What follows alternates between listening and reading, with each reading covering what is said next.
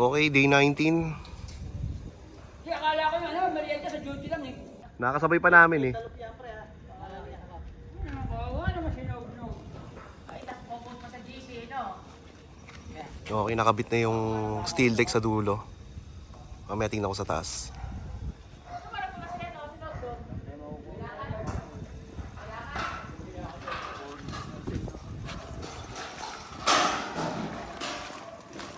Saan lumobo? Kapasip lang dito yun. Pinasa namin.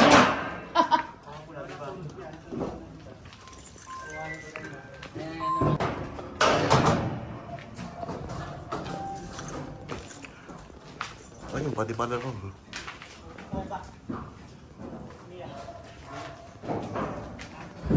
So, itong kitchen, lalagyan pa ng ceiling to. Pero yung sa garahe, hindi na. As is na yan. Pero, i-design na namin. Magdi-design pa dyan.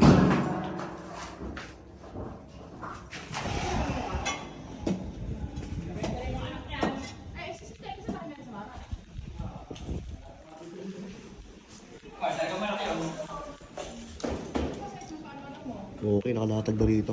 Kaya ano yun, kinat mo pa yan? No, kasi dito kasi ito, iusod ko pa. Kasi naglaps doon ng ganun eh. Ah, may ano pa? Hindi sinukat ko na ngayon. Ito, lalabas naman dito. Hindi na ako na rito kasi mas mahirap magsuot pagkain namin na eh. Ito, hindi ko na maiusod bukas. Isa na naman eh. Iusod ko lang yung dito para nakakagat. Oo.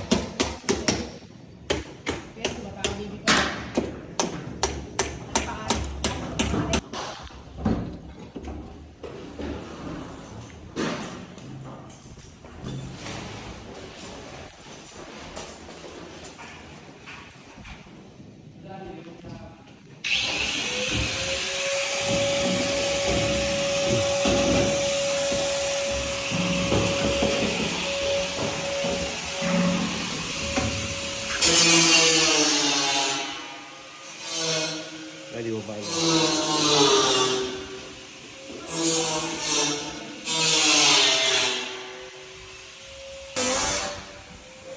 Ay, tinatanggal na rin yung forma nun, yung column sa gate, sa man gate.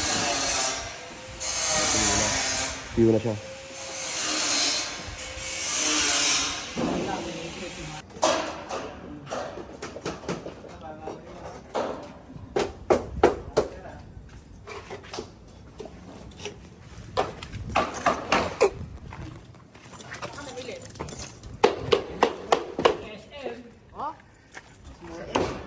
Kaya ka bang SM? Okay, tanggal na yung forma rito. Kaya ko sa sabang malakas. Tuyo na yung sa column.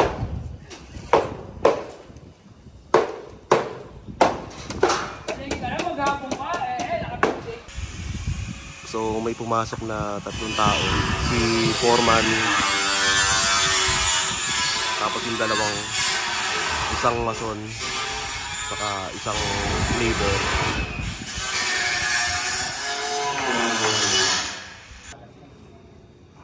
Okay.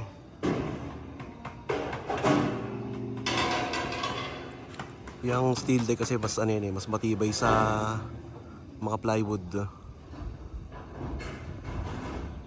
So, ang priority kasi namin dito is quality talaga. Pang matagalan.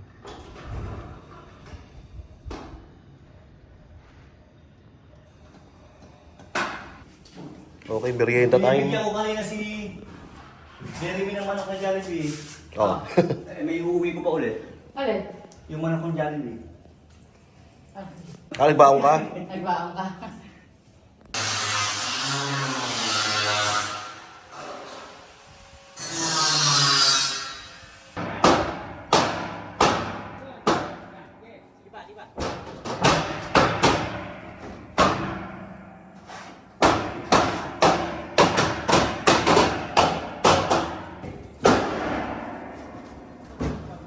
Okay, hindi makakalagpas siya pag kaya ka na. Okay. Okay. Yun. Nakalak siya, no? Nakalak pala yung dugtungan niya, no? Oo, lock yan. Hmm. Dapat dito.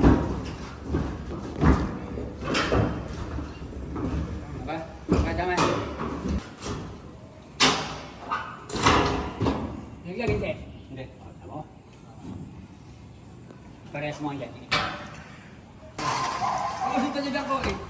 Ano pa rin eh.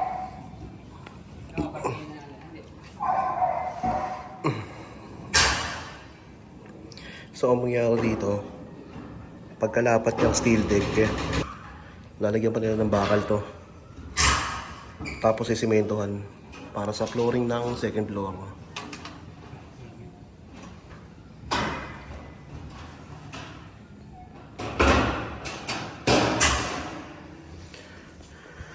Same dito.